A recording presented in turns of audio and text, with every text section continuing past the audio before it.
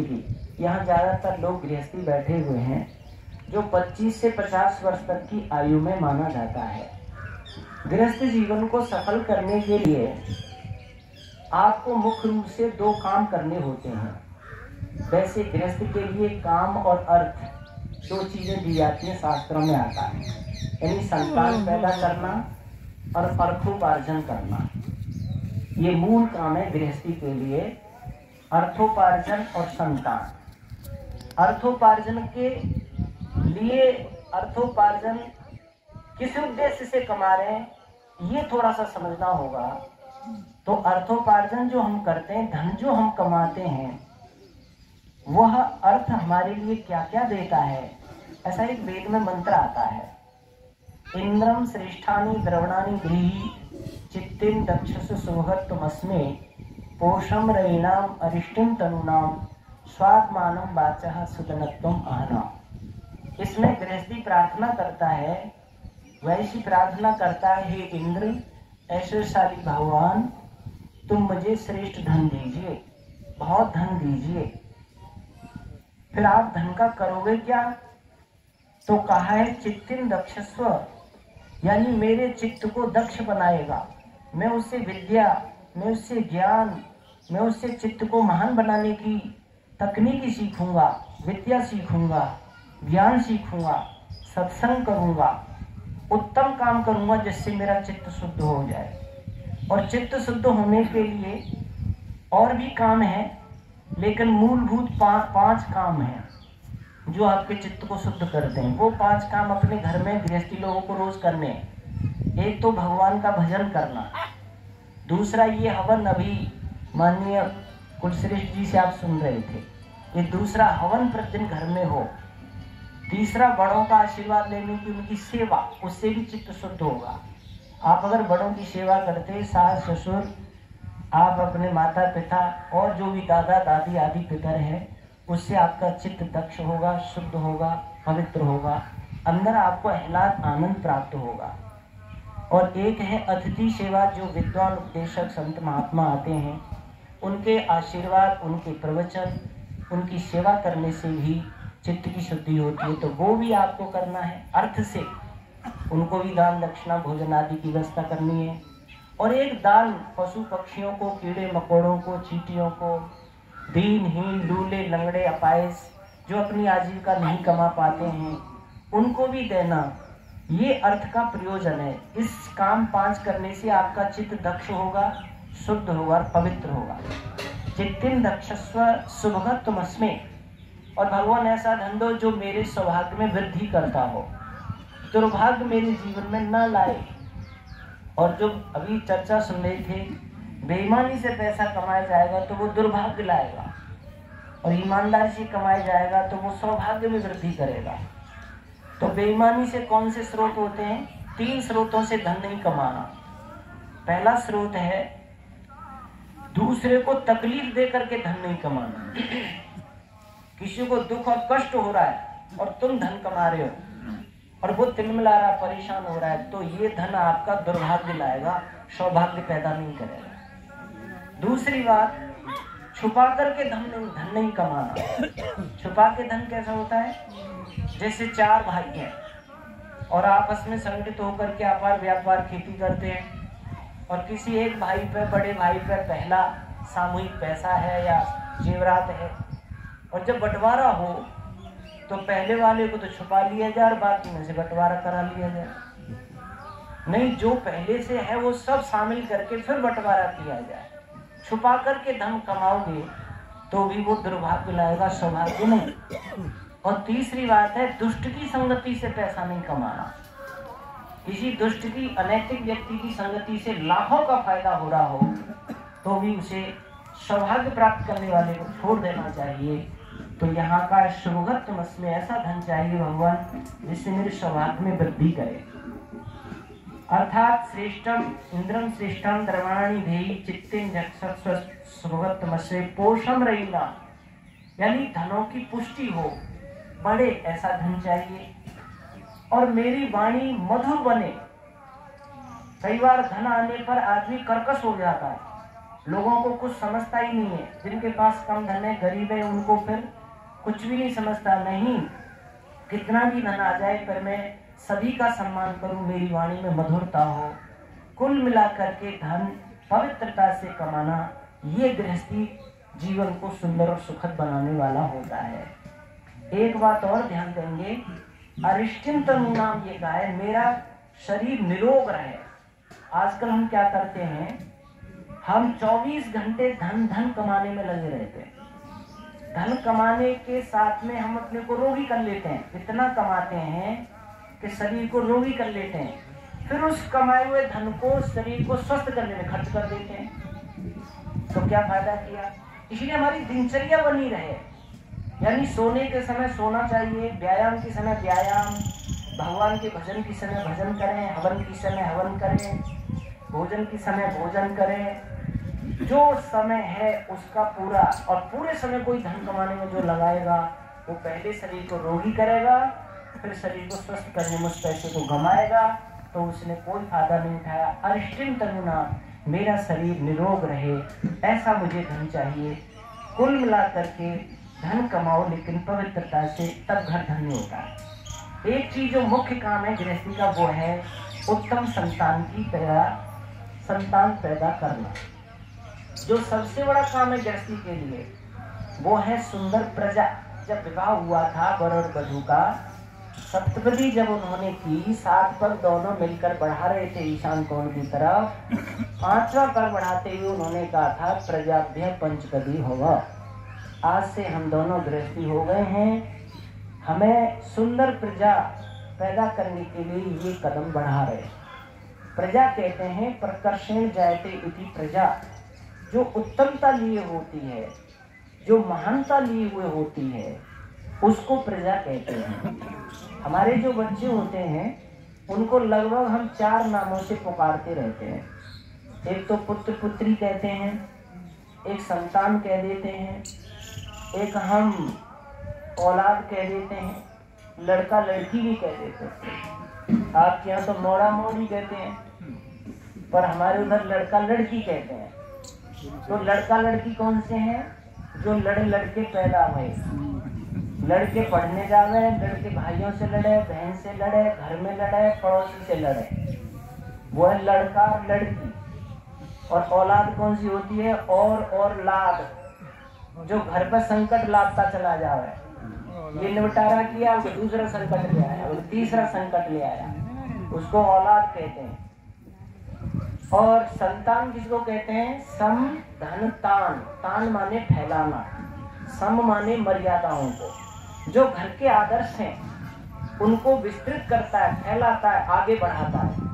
जैसे घर में यज्ञ करने की प्रक्रिया है तो यज्ञों को करता है, दान देने की प्रथा चली आ रही है, दान देता है, बड़ों का सम्मान घर में लोग करते आ रहे हैं तो वो भी करता है।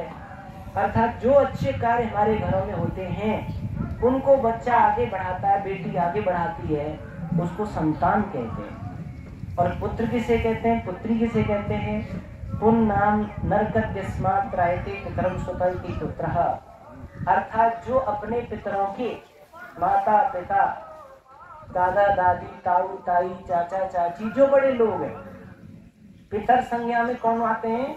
जिन्होंने हमारे शरीर को बढ़ाने में, पुष्ट करने में अपनी सेवा दी है, वो सब पितर संज्ञा में आते हैं, वो सब हमारे पिता हो जाते हैं। जिसने भी मेरे शरीर को, यानी बच्चे के शरीर को आगे बढ़ाने में अपना सहयोग दिया है, वो सभी कौन हो जाते हैं? पितर हो जाते हैं। तो उनके जो दुखों को, कष्टों को छीनता है और उनकी झोली में सुख बढ़ता है, उसको कहते हैं पुत्र और पुत्री। इसलिए हमें 2 पैदा करने, पुत्र पुत्री पैदा करने, और संतान, लड़का लड़की और औलाद पैदा नहीं करनी। अब आप कहेंगे जी पुत्र पुत्री कैसे बनेंगे? तो देखो एक विधि है। महर्षि देवदानंद सरस्वती जी ने ग्रंथों को सबका अध्ययन करके ग्राही सूत्रों में से एक विधि निकाली है, संस्कार विधि, जिसमें बच्चों को देवता बनाने की एक विधि दी गई है, तरीका दिया गया। जैसे अच्छी फसल पाने की विधि, अच्छा मकान बनाने की विधि, अच्छी सड़क बनाने की विधि, अच्छे कारखाने खोलने की विधि तकनीकी होती है, वैसे ही मनुष्य को देवता बनाने की भी एक टेक्नोलॉजी है, तकनीकी है, विधि है। वो हमें सीखनी होगी गृहस्थी को। हम अपनी संतानों को देवता मनुष्य कैसे बना सकते हैं, ये विधि है, पर जानकारी करनी होगी, तब पता चलेगा।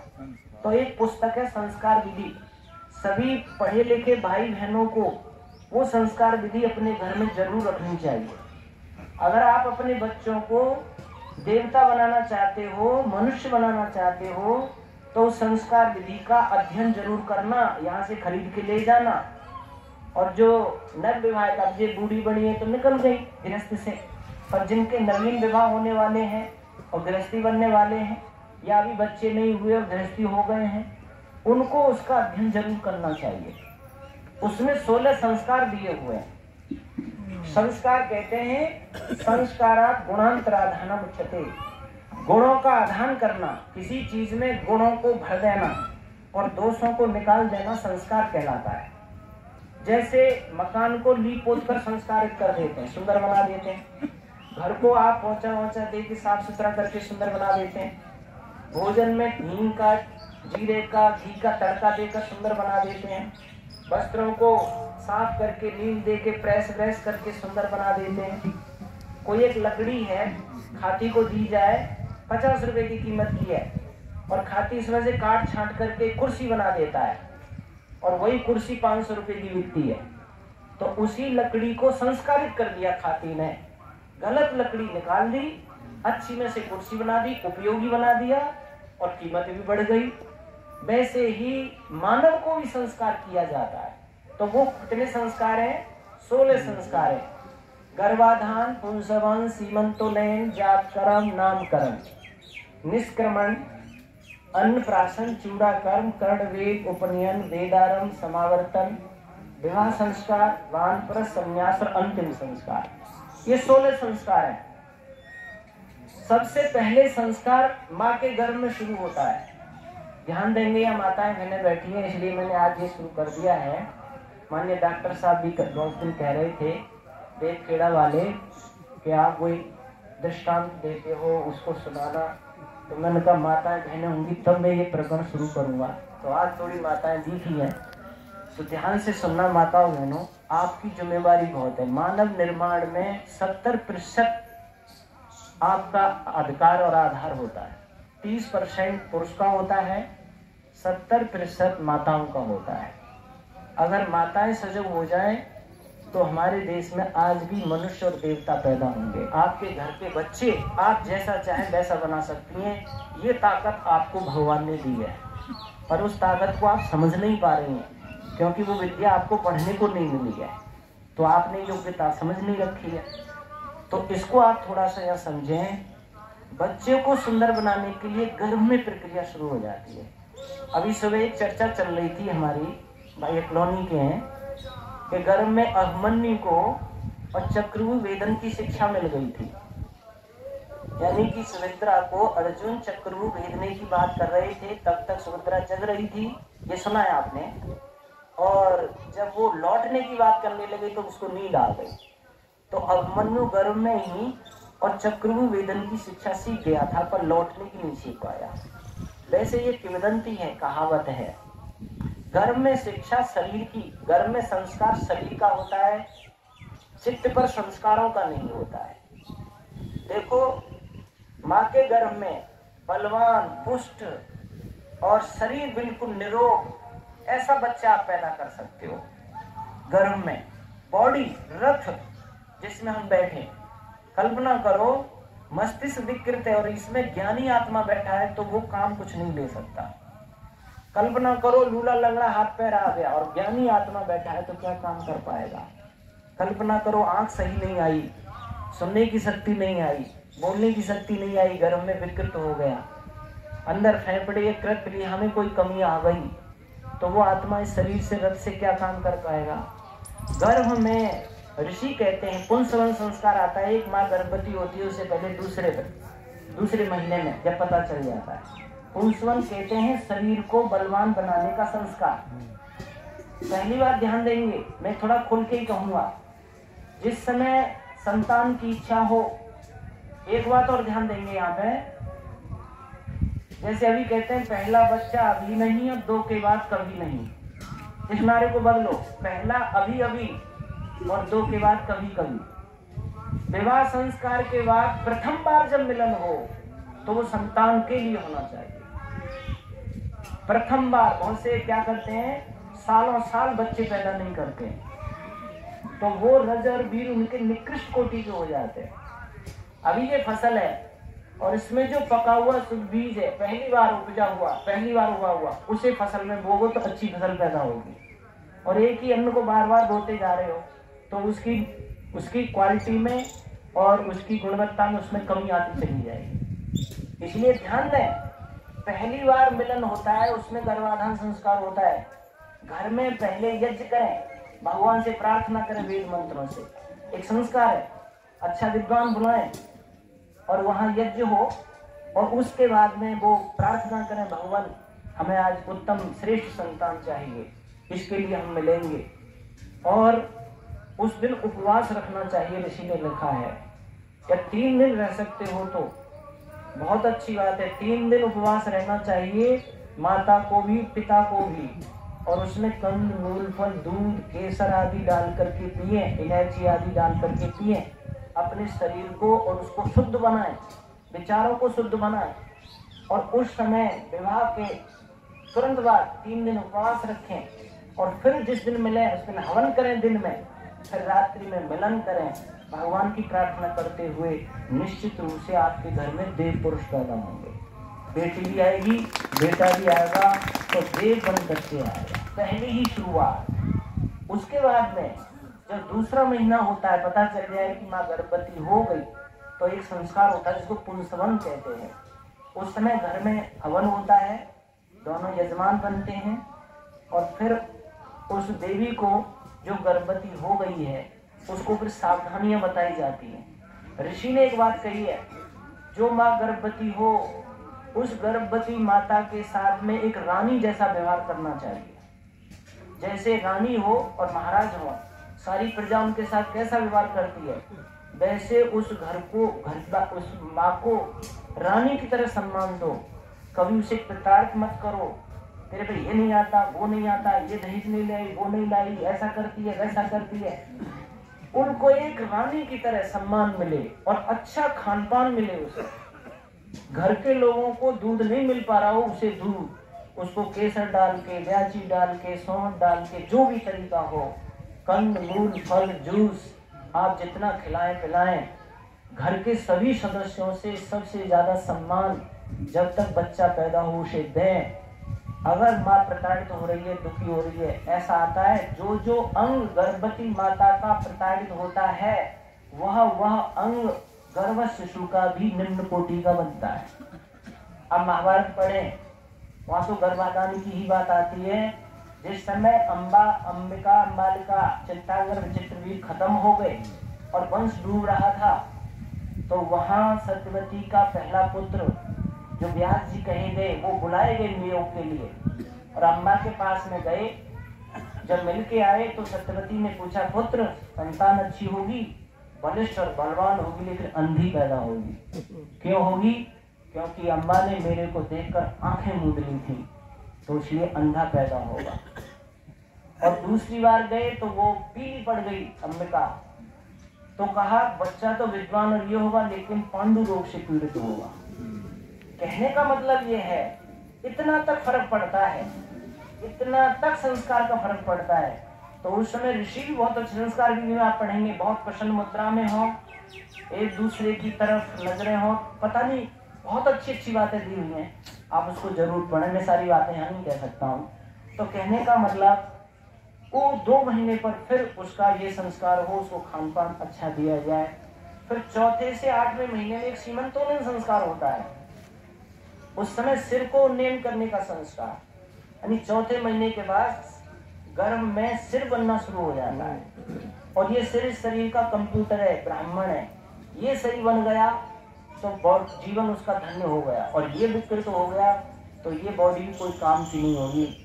आपने पागल देखे होंगे, थोड़ा सा दिमाग में कमी होती है, हष्ट पुष्ट शरीर होता है, बिल्कुल उसको सामान्य व्यवहार भी नहीं आता। केवल मस्तिष्क बिगड़ने पर सामान्य व्यवहार नहीं कर सकता। इसीलिए चौथे से 8वें महीने में बहुत सावधानी बरतनी पड़ती है। उसमें हवन होता है, फिर उस माँ को उस समय गायत्री का जाप करे, ओम का जाप करे, हवन करे, अपने घर में अच्छी पुस्तकें पढ़े, अच्छा सत्संग करे और अच्छा खान पान करे, तो उसके शरीर में, गर्भ में पलता हुआ बच्चे का मस्तिष्क भी सुंदर बनेगा। और फिर जाप कर्म होता है, पैदा होते ही कल मैंने बताया था परसों, ओम शब्द लिखना, कान में वेदोशीत बोलना, मंत्र बोलना, फिर 11वें दिन नाम होता है। यहाँ मैं इतना कह के ये कहना चाहूंगा, गोदी में भी हम बच्चों को संस्कार दे सकते हैं। गर्भ, गोदी, गृह और गुरुकुल, ऐसे मान लो आप। गर्भ में तो ये संस्कार हो गए, फिर गोदी में जब बच्चा गोदी में आए तो पहले वर्णोच्चारण शिक्षा माँ सिखाए, ऐसा आता है। यानी कहाँ से पा बोलना है, चा बोलना है, ता बोलना है, कवर्ग, चवर्ग, तवर्ग, पवर्ग, जहाँ जहाँ से शुद्ध उच्चारण, ये 5 वर्ष तक माँ को सिखाना होता है। कभी बच्चे के सामने तुतला के मत बोला करो, ताता पिएगा, पापा पिताजी हैं, आप स्वयं तुतला बोलती हो तो फिर वो भी तुतलाने लग जाता है। तुम शुद्ध बोलो उसके सामने, अशुद्ध कोई अक्षर मत बोलिएगा। जो जहाँ से उच्चारण होना होता है वो तुम्हें सीखना होगा और वो बोलिए। दूसरी बात, बच्चे को कभी डांटना नहीं चाहिए। कभी उसे गधा, मूर्ख, कुछ नहीं जानता है, बेवकूफ है, ऐसे शब्द नहीं बोलना चाहिए। हमेशा बच्चे को ये बहुत अच्छे हो बेटा, बहुत सुंदर, तुम बहुत सुंदर हो, बहुत अच्छा काम करते हो, बड़ों को बहुत अच्छा नमन करते हो, तुम सारे काम कर देते हो, ये उठा के लाओ बेटा, अरे तुम तो बहुत अच्छे हो, बड़ाई करो उसकी। देखो मैंने ऐसी ऐसी माताएं देखी हैं। एक बस में मैं यात्रा कर रहा था, बढ़िया साड़ी और वो पहनी हुई थी, कोई पढ़ी लिखी माँ थी और बच्चा गोद में था, भीड़ ज्यादा थी, गर्मी का समय था, गोद के बच्चा था और वो अचानक उल्टी कर गया, तो उसकी पूरी साड़ी और वो बिगड़ गई और फिर रोने लगा। तो माँ क्या करिए, कोई बात नहीं बेटा, बिगड़ गया तो क्या हुआ, तुम क्यों रोते हो, तुम्हें क्या तकलीफ है, कोई बात नहीं, चुप हो जाओ। और कोई वैसी होती, तेरे धुआं कर लो, आगे दे दूं, सारी साड़ी बिगाड़ दी तो मैं ये कर दूं, वो कर दूं, 50 तो थाप मार देती उसमें, 50 गाली सुना देती। मैं क्या, देखो ये माँ कितनी अच्छी है, अपनी साड़ी बिगड़ गई, ये नहीं देख रही, लोग क्या कहेंगे। सब पता है सबको, बच्चे उल्टी पल्टी कर ही जाते हैं। ऐसे बोल रही है जैसे बड़े से बोलते हैं। आप क्यों, आप कह के, तू कह के नहीं बोल रही, आप और तुम कह के बोल रही है। बच्चों से कभी डांट टपट मत करो, गाली गलौज मत करो। कोई कमी भी बच्चा कर रहा है तो कोई बात नहीं, आज कमी हो गई है, आगे नहीं हो बेटा, ध्यान रखना, तुम बहुत अच्छी हो, बहुत समझदार हो, ये शब्द बोलो जिससे उसकी समझदारी बढ़ेगी। और तुम गधा, मूर्ख और बेवकूफ कहेंगे तो उसकी समझदारी घटती चली जाएगी और वैसा ही होता चला जाएगा। एक शब्द आता है ताड़ना बहुवो गुणा, लाड़ना बहुवो दोषा। ताड़ना बच्चे को गुणवान बनाती है और लाड़ प्यार बच्चे को दोषी बनाता है। पर ताड़ना का मतलब चांटा मारना, डंडे मारना ऐसा नहीं है, गाली देना ये ताड़ना में नहीं आता। ताड़ना क्या है, मैं यहाँ एक उदाहरण आपको दे रहा हूँ, ये सच्चा उदाहरण है। ताड़ना कैसी करो, मैं अलीगढ़ जिले में एक खैर तहसील है, वहाँ समाज में रहा हूँ मैं 3 वर्ष। तो वहाँ संग्रामपुर एक गांव है, एक सिरदेई नाम, ये सत्य घटना बता रहा हूँ आपको। एक सिरदेई नाम की माता जो अपने ससुराल में गई और उसके बच्चा हुआ और 2 वर्ष का बेटा हुआ तो उसका पति खत्म हो गया, विधवा हो गई, जवान उम्र में, एक ही बेटा हुआ। अब ससुराल में उसका रहना हो नहीं पाया तो उसने क्या है, मायके आ गई। संग्राम पर उसकी मायका है। पिता ने 2 बीघा जमीन उसके नाम कर दी अपनी खेती में से, उसको घर बनवा के दिया।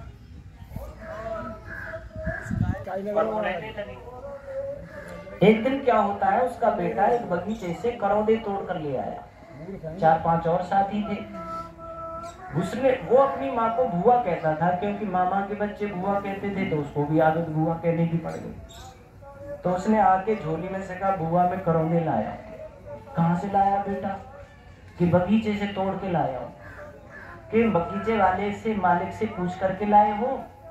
कि नहीं, वहां तो कोई नहीं था। अरे तूने तो चोरी की है बेटा, तू तो चोरी करके लाया है। अब उस माँ ने बच्चे को डांटा डपटा, गाली नहीं दी, एकदम धड़ाम से जमीन में गिर गई, माथा पीटने लगी, रोने लगी, हे भगवान, हम तो किस्मत के मारे जवान अवस्था में विधवा हो गए और यहाँ आए मायके रह रहे हैं, तू भी चोरी करके लाया है, अब भगवान इस पाप का दंड कितना मिलेगा और हम तो समाज में कुछ नहीं रहेंगे। और लोटे पीटे और रोवे, बच्चा घबरा गया, बच्चा खड़ा देखे, उसने थोड़ा और संभाले, कहा बेटा एक तरीका है इस पाप से बचने का, तू जा बगीचे में और जैसे डाल से करौंदा तोड़ के लाया है उससे चिपका करके आ, और देख अगर चिपके नहीं ये करौंदे तो गिरा के मत आना, झोली में ले आना। अब वो गया, जाके डाली से चिपकाए वही गिर पड़े, ऐसे चिपकाए वही गिर पड़े। अब माँ ने मना कर दिया था भाई चिपके नहीं तो गिरा के नहीं आना, अब ले आया और आगे का बुआ माँ मैंने खूब चिपकाने की कोशिश की पर चिपके नहीं, फिर रोने लग गई वो तो, अरे चिपकेंगे कैसे, तू चोरी करके लाया है भगवान, अब कैसे बचे, अब इस पाप से कैसे बच पाएंगे, हमारा तो सर्वनाश हो जाएगा भगवान, गांव में हम कहीं पे नहीं रहेंगे। फिर रोकने के बाद में फिर कही बेटा एक तरीका और है इस पाप से बचने का, देख इस गली में जा और वो जो नीम का पेड़ खड़ा है उसके सामने जो घर है वो उस बगीचे वाले मालिक का है, और उस मालिक के पास जाके ये कहना कि मैं चोर हूँ, मैंने तुम्हारे बगीचे से करौंदे चुराए हैं, तुम अपने करौंदों को ले लो और मुझ चोर को जो दंड देना चाहो, थाल धौप डंडे जूते, वो मुझे मार दो। ये याद करा दिया, क्या बोलेगा बता, ऐसे से बोलूंगा। हाँ, वो गया और जाके उस घर में अंदर घुसा तो वो मालिक बैठा था, जाके उसने कहा मैं चोर हूँ, मैंने तुम्हारे बगीचे से करौंदे चुराए हैं और मुझ चोर को जो दंड देना चाहो वो दे लो और ये करौंदे अपने ले लो। एकदम वो आश्चर्य में पड़ गया, वो बोला बेटा तू यो कह रहा है, वो क्यों कह रहा है, किसी ने कहलवाया कि मेरी माँ ने, मेरी बुआ ने कहलवाया। एकदम उसकी आंखों में आंसू आ गए, धन्य है वो माँ, बच्चे से ये कहलवा रही मैं चोर हूँ, मैंने चोरी की है, मुझे दंड दो, अपने करौंदे लो। कहा बेटा तुम ये करौंदे रख जाओ, पर तुम कभी ऐसा काम मत करना जैसा तुम्हारी बुआ कह रही है वैसे, तुम्हारी माँ कह रही है वैसे करना। अर्थात वही बच्चा फिर फौज में लगा, प्रधान भी बना, उसने कोई डंडा नहीं मारा जीवन में, कोई चांटा नहीं मारा, कोई कान नहीं मरोड़ा बच्चे का, और एक ऐसी सीख उसे दे दी जीवन भर के लिए कि जो कभी किसी मालिक की बिना आज्ञा के कोई चीज उठा नहीं सकता था। इतना समझदार अच्छा आदमी बना। कहने का मतलब, ताड़ना का मतलब डंडे मारना नहीं होता है। जो गलत काम हो गया है, कैसी युक्ति से उसके दिमाग में आप भर सकती हो कि ये समझ जाए कि ये जीवन में गलत काम मुझे नहीं करना, ये आपको युक्ति सोचनी है। और सम्मान पूर्वक बच्चे को ये पता चल जाए कि मैंने भयंकर अपराध कर दिया और आगे जीवन में ऐसा नहीं कर पाऊंगा, इसको कहते हैं ताड़ना। और तुम कहते कोई बात नहीं, अब दे आया तो ठीक है, बाद में देखी जाएगी, आगे मत करियो भैया, और ऐसे धीरे धीरे धीरे धीरे उसकी आदत पड़ती चली जाएगी और वो बिगड़ता चला जाएगा। इसीलिए माताओं बहनों बंधुओं, हम बच्चों को जो है वो कहते हैं नहीं कि बच्चों को एक पशु की तरह समझो, जैसे पशु को खोल दो तो बिगाड़ ही करेगा, और उसे नजर में रखो, खूंटे से रखो तो वो सही संयम में रहेगा। वैसे ही बेटा घर पे या विद्यालय में, पहले गुरुकुलीय प्रणाली थी, 5 वर्ष तक बच्चा माता पिता की नजर में रहता था, फिर आचार्य कुल में पहुंच गया तो आचार्य ही बच्चों के साथ सो रहा है, आचार्य बच्चों के साथ भोजन कर रहा है, आचार्य बच्चों के साथ व्यायाम करा रहा है, आचार्य बच्चों को पढ़ा रहा है। आचार्य की नजर से कोई बच्चा इधर जाता ही नहीं था। अकेला बच्चा कभी सोया नहीं, अकेला बच्चा कभी आचार्य की नजर से रहा नहीं आचार्य कुल में, तो कभी बच्चा अकेला होकर गलत हरकत कर ही नहीं सकता है, क्योंकि हर समय बड़े की नजर में है, तो कितना संयम रहेगा। आज हमारे पास बच्चा 4 घंटे रहता और 6 घंटे बाहर खेलता कूदता रहता है, और उसकी हरकतें हल्की कितनी हो रही हैं आपको क्या मालूम है। इसलिए हमें जबरदस्ती नहीं करनी है, और एक ऐसा माहौल बनाना है, बच्चे को ऐसा काम सौंपना है पढ़ने लिखने का कि उसे समय बर्बाद करने का वक्त ही नहीं मिले। ये युक्ति योजना तो तुम्हें बनानी पड़ेगी, स्कूल से घर। और कहने का मतलब गोदी में भी हम बच्चों को अच्छी शिक्षा दे सकते हैं, जब आप सुलाओ तो मंत्र बोलो, अच्छी कोई भगत सिंह की कहानी, सुभाष चंद्र बोस की कहानी, लक्ष्मीबाई की कहानी, दुर्गावती की कहानी, दयानंद की कहानी, महाराणा प्रताप की, शिवाजी की कहानी, पहले दादी पोती की बातें, नाना नानी की कहानियाँ, दादा दादी की कहानियाँ आज कोई सुनाता है घर में? बच्चे या तो टीवी पर रहते हैं, मोबाइल पर रहते हैं, या इधर रहते हैं, दादा दादी के पास कोई रहते नहीं ना। जवान माताएं रहने देती हैं बुढ़ों के पास में, तो कुछ सेवा करवा लेंगे वो नहीं। बड़े बूढ़ों के पास ठहराना चाहिए बच्चों को, और वो माता पिता जो बड़े बूढ़े हैं वो कहानी किस्सों में अच्छी अच्छी बातें सिखा दिया करें, उनको अच्छी बातें सिखाया करें। कोई तू मैं कि तेरी माँ ऐसी है, तेरा बाप ऐसा है, फलाना ये कर दिया वो कर दिया, इन बातों से बच्चों को क्या भला होना है? अरे माँ है उसे अपनी दिमाग में रखो। बच्चों के सामने जिसके पास भी बच्चा है उसे शिक्षा ही देनी है। तो ये गर्भ गोदी घर के आंगन में देखो, माँ अगर संध्या करती है तो बच्चा पूछे क्या कर रही हो माँ? बेटा भगवान का भजन कर रही हूँ, जिसने सूर्य बनाया, चंद्र बनाया, तेरा शरीर बनाया, मेरा शरीर बनाया, जिसने कंदमूल फल दिए, जल दिया, ये बादल आ रहे गड़गड़ के बरस रहे। ऐसी शिक्षा दो कि बच्चा बचपन से ही भगवान का भक्त हो जाए। मेरी माँ भजन करती थी तो मैं करूँगा, क्योंकि बच्चा अनुसरण से ज्यादा सीखता है, नकल ज्यादा करता है। माँ कपड़े धोती है तो बच्चा कपड़ा धोने लगता है, माँ रोटी बनाती है तो वो आटा लेकर रोटी बनाने लगता है। माँ जो भी काम करती है करता है कि नहीं नकल? तो अच्छे काम की नकल नहीं करेगा। आप संध्या करोगी तो इसकी नकल करेगा, आप हवन करोगी तो नकल करेगा। आप पुस्तक पढ़ो, तुम तो उठा के पुस्तक देखो ना, उसे पढ़ ले पुस्तक, पढ़ ले किताब। अरे तुम बैठ जाओ लेके, यूं बैठ जाओ, पुस्तक अपने आप लेके पढ़ेगा वो। चल बेटा तू पढ़, मैं भी पढ़ रही हूँ, चल तू लिख, मैं भी लिख रही हूँ, चाहे कुछ नहीं गायत्री मंत्र ही लिखो, अपने आप बच्चा सीख जाएगा। अपने आप चलते फिरते शिक्षा दी जाती है। मैंने एक माँ देखी, बोझ रखा था, बच्चे को ले जा रही थी, बेटा बोलो ए फॉर एप्पल, तो वो बोल रहा था A for apple, B for book, C for cat, क्योंकि वो तो इंग्लिश पढ़ा रही थी। और कभी तो कुछ पढ़ा तो रही है, चलते चलते ही पढ़ा रही है। एक बोलो, दो बोलो, टमाटर, चलो बेटा बोलो 1 2 3, 2 1 2, 2 दूनी 4, काम भी कर रही हो और पढ़ा भी रही हो। पर तुम तो इस बात पर ध्यान ही नहीं देती कि मुझे बच्चा पढ़ाना, किसी काम में लगाना है, किसी काम में लगाना है। अच्छे काम में लगाओगी तो उसका जीवन धन्य हो जाएगा, और लगाओगी नहीं तो वो बन नहीं पाएगा। तो इस प्रकार से बच्चे को घर के आंगन में अच्छे काम सिखाओ। तुम अपने सास ससुर या बड़े लोग बड़ों के पैर छूते हो तो कहनी नहीं पड़ेगी कि बेटा पैर छुए इनके।